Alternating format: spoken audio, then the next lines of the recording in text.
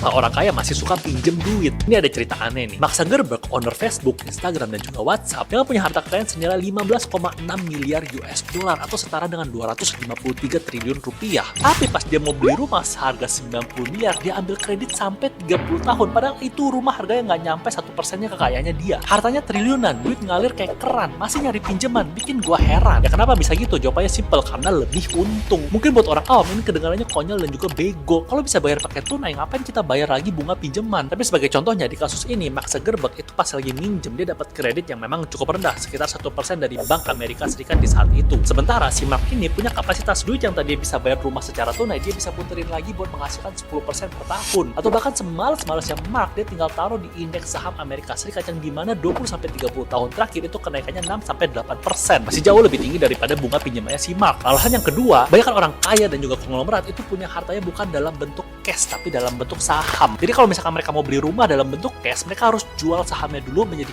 cash, dan itu bisa kena pajak dari total penjualan sahamnya mereka. Kena pajak itulah yang mereka hindarin. Kalau misalkan mereka pinjam atau hutang, itu kan nggak ada pajaknya. Jadi lebih masuk akal buat orang-orang kaya dan juga konglomerat buat bayar bunga pinjaman dibandingkan resiko-resiko yang tadi, apalagi kalau uangnya nominalnya besar kayak mereka. Disclaimer, memang suku bunga di Indonesia itu berbeda dengan Amerika Serikat, dan kalau misalkan bukan orang kaya itu nggak bisa dapat bunga rendah spesial kayak si Mark tadi. Tapi konsepnya masih bisa lu tiru. Komen dan share ilmu ini ke teman-teman lu.